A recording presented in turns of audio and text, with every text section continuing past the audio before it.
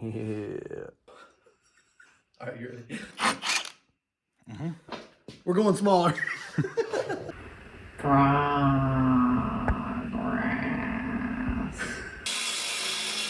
Yeah, it fits.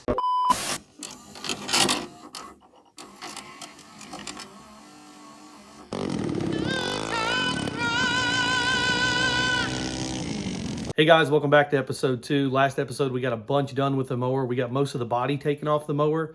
This episode, I need to remove the rear fenders, flip the transaxle, try to find out a way to mount that up, try to figure out a way to move those front wheel hubs and that axle basically up into the body of the frame a little bit higher so we can lower that front end. The back end's pretty self-explanatory when we get into it. Let's get after it.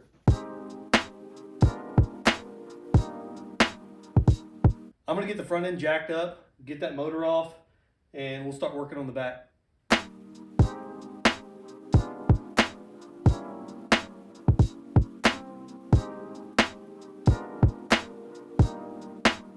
Here's a view of the front of the mower. We got this fancy skid plate, which is totally gonna come in handy when we drop this thing on the ground.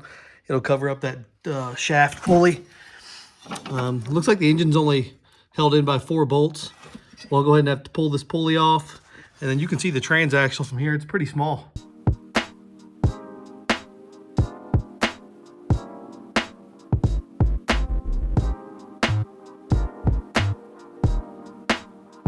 Okay, the bracket that basically holds the belt onto the pulley system under load, that's taken off now. I went ahead and removed basically the steering linkage from arm to arm. That way I can go ahead and pull this engine out. Hopefully, if everything goes right, this engine should just pull straight out.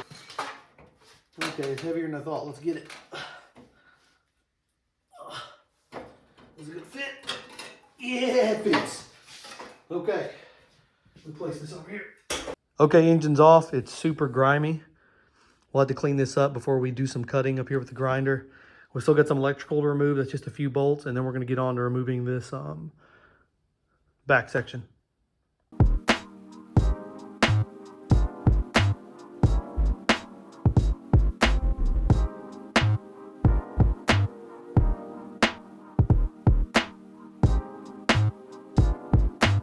All right, we got 4 bolts left, and we should be able to pull the transaxle. Oh yeah.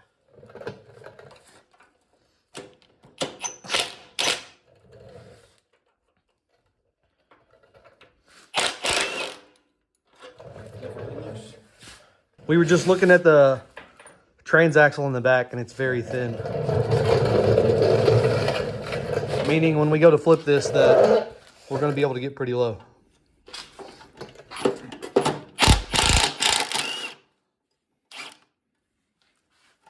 Get ready. Yep, there it is. Oh, it's heavy, dude. Yeah. I got this side if you can just get that bolt out. All right. Let's drop it down. I'm going to lay my side down. Now we're on by the spring. Here's straight. This would be like your normal drive. Yep. I see the shifter in the front. So we're going directly 180 degrees. All right. And flip. And then flip upside down. Boom. I think that's right.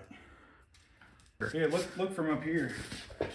You can see like here's your old ones. Yeah. So you're gonna have to come up. I mean, even if you mounted it, let's say you did it right here, your shaft, the shafts here are gonna like be way up here. No. You're not thinking right, because look, What are you talking about? there's a pulley on it. This would I'm go saying in. if you put this right here, Okay, yeah. You're right. know? Yeah. like look how low it's gonna be. Oh, it's gonna be slammed. That's crazy. So the new plan is we're gonna cut the frame right here, and we're gonna flip these brackets upside down and re-weld them here so they fit the same bolts that were already in the mower. We're gonna remove the pulley first and push the shaft of the pulley down into the frame so we know exactly where to re-weld these. That's the plan as of right now. I think that's gonna work, and Matt agrees, so let's get to it. All right, we're gonna take the pulley off, but this bolt is rust welded on there. I'm not sure if it's an Allen keyway. Matt was looking at it. He can't tell either. And we can't tell if it's a bolt. So we have a one of these to remove the bolt, basically. We're not sure how it works, but we're gonna give it a go. Oh, that's the money. Is it getting on there? I don't know.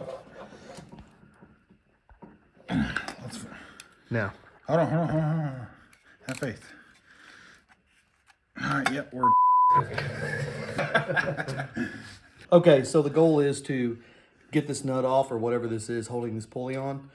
We're gonna have this lockjaw set up so the pulley doesn't spin. Hopefully that this socket actually does what I think it's gonna do and pull this off. Let's get it. It doesn't do what I thought it was gonna do. We're gonna try again with something different. I think we had too large of a socket. We went down a socket. We hammered it on this time, which we didn't do last time. Matt might have been right. Let's get it. I can't even tell if it's in. Oh, it's okay. Oh, I didn't even do it. Let's try.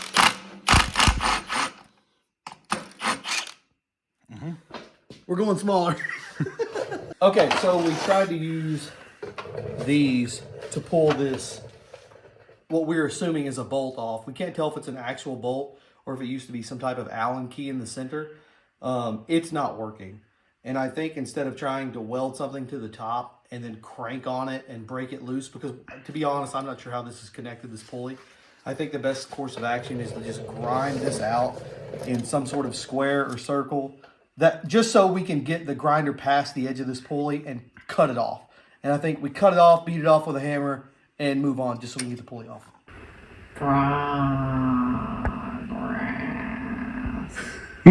I think that you should drill a hole straight down the middle of that.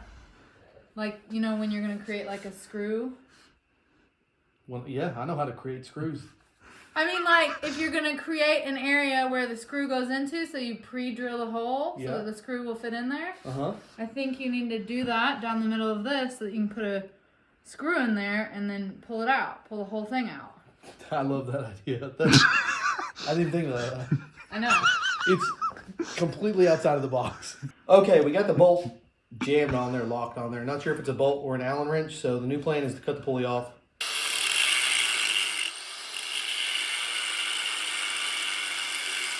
We're gonna reposition.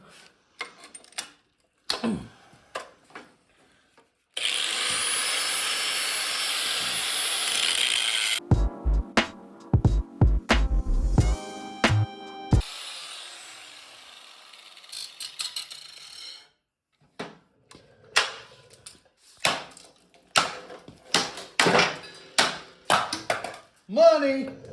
Sweet. She's off.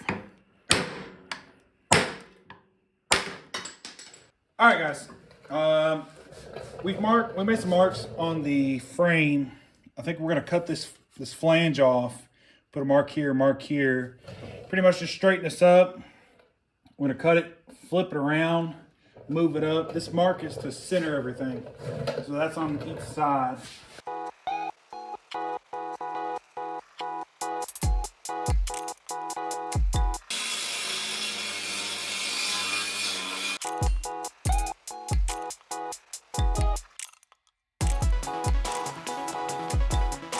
So the pulley for the transaxle is taken off.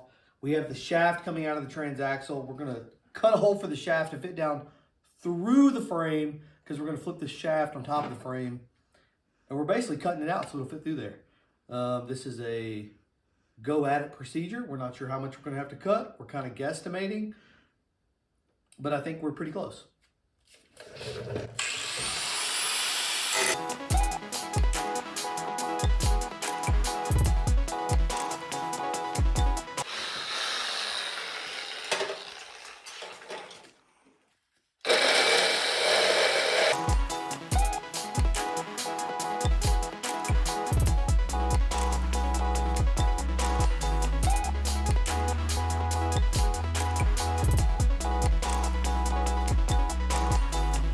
Several days later. All right, so we just got back. Basically went to a mini mower junkyard. A guy passed away and another man got all these mowers. And We were able to pick them up for 150 for the like 80s Statesman. I got this John Deere for 150. It's a 111 model, looks pretty sick. And then we got this classic. It's got to be early 70s, late 60s, another Statesman with round headlights. And then we picked up this Murray hood. It's just the shell of the hood. It's $10, so that was a steal. And for the mower that we're working on right now, we picked up the matching set of front and rear tires with wheels, which is exactly what we needed.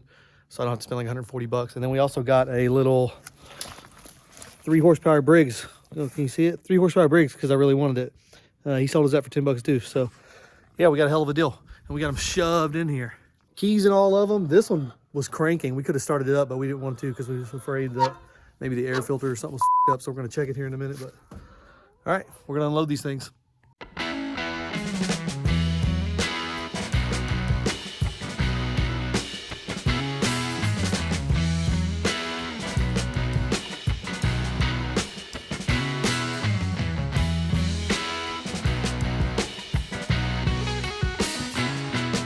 Closer look at what we picked up.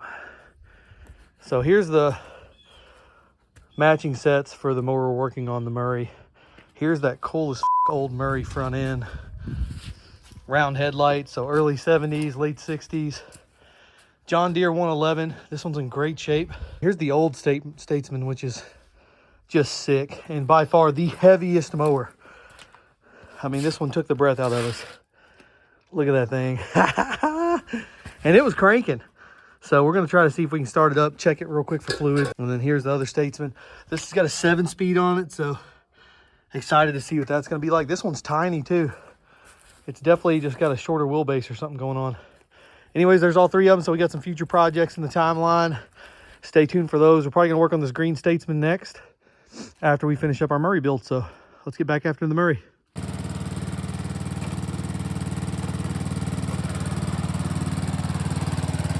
All right, here's where we are today. We got the new tires put on the mower. The fronts are just sitting there to kind of give you an idea of like how low we're actually going to be working with. Here's that hole we cut in the rear. So you can see it just fits down in there. The problem is, before I weld up these braces that we cut off the side on the rear, I need to make sure that this is level and spaced correctly. But I can't do that because the front I-beam that's supposed to hold the front wheels is higher than the rear.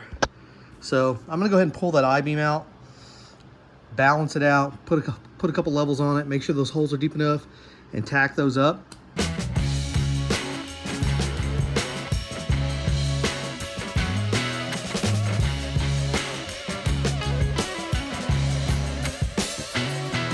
Okay, when I cut this earlier, I tried to make it fancy and not cut out too much of the frame, but it's looking like I'm gonna have to cut kind of a square right here out to fit that transaxle on there a little deeper, like the entire transaxle. As of right now, if I roll that transaxle over top of that, the frame touches the ground and the wheels don't even touch the ground, which is too low. I'd like about 1 inch. So I'm gonna cut that out.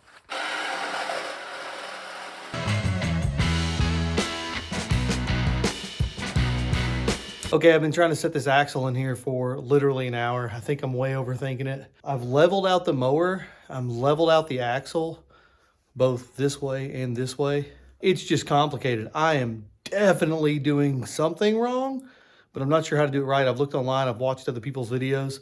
I think what I'm gonna do is go ahead and tack the mounts in place and then work on the angle of the front of the drivetrain. So here we go, I'm gonna start welding.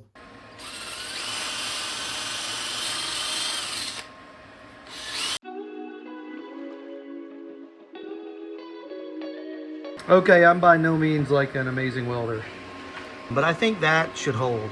I think if I continue that path all the way through here, I was trying to get my wire speed, my amperage right here, but I think right here we're getting good penetration, and I believe if I continue that all the way around, we should be pretty good. And then I'll try to touch the inside a little bit. I'll cut off the excess, and we'll do the other side. Okay, if someone could tell me if this is good welds, I really don't know. I think it looks like solid. I think it'll hold. I think it'll hold. I don't think I'm too worried about it. It's pretty solid. Whenever I get done with the other side, I'll do the inside of this cup too. Okay, side 2 before, side B after. Okay, the rear is mounted and we're going to work on the front right now. The original plan to raise that I-beam up into the chassis, I don't want to do that anymore. I'm going to have to remove too much engine mounting, cut too much away from the frame, and I'd rather just find a way to mount it onto the side. Even though I really wanted that movement, I don't think that's the right call. So we've got the I-beam up here and we're going to measure 6 over. Because the idea is when we weld it onto the side, I want the front wheels to stick out far enough where they're not interfering with the turning and hitting the frame or the hood of the mower. So it'll give it more of like a go-kart stance. And right now we're just measuring that out so we can get to cutting on it and tack it up. 7/8. All right. So here's where we're gonna cut here and here.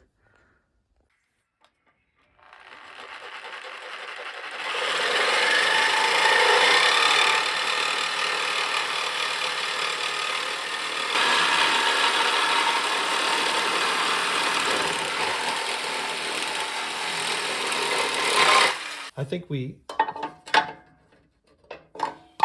for some reason, this is like a puzzle in my head right now. I can't figure it out. And I just feel like if these were on there, like if we had those on there, then, yeah, then this would make more sense.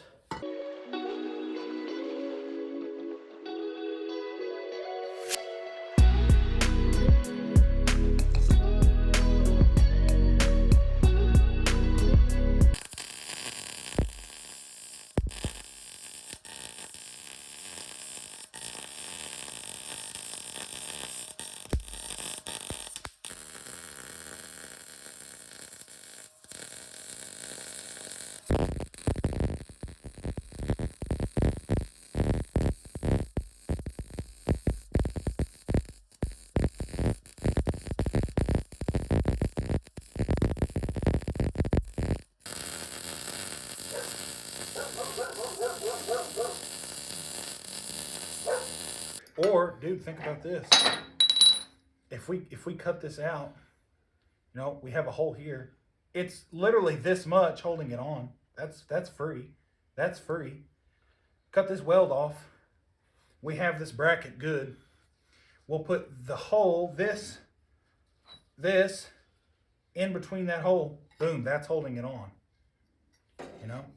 Shoot it up in there. Oh, you're saying break this weld loose that they just tack welded on there. Yeah, and then we've got that whole bracket.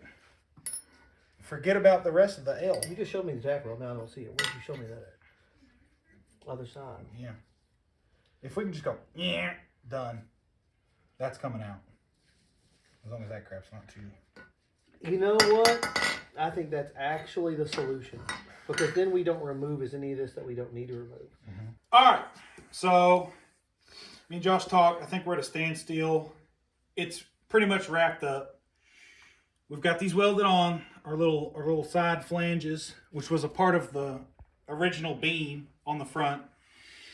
He kind of tacked them on there. They're good for now, reinforcing later. We've got an idea of how it's going to work. We've got our steering linkage pretty much set up. We're at a standstill because we've got 5-inch bolts. Obviously, that's not enough for your wheel, so he's going to do 10-inch. It'll bring the wheel out, you know, somewhere around here. I think this is the stopping point today.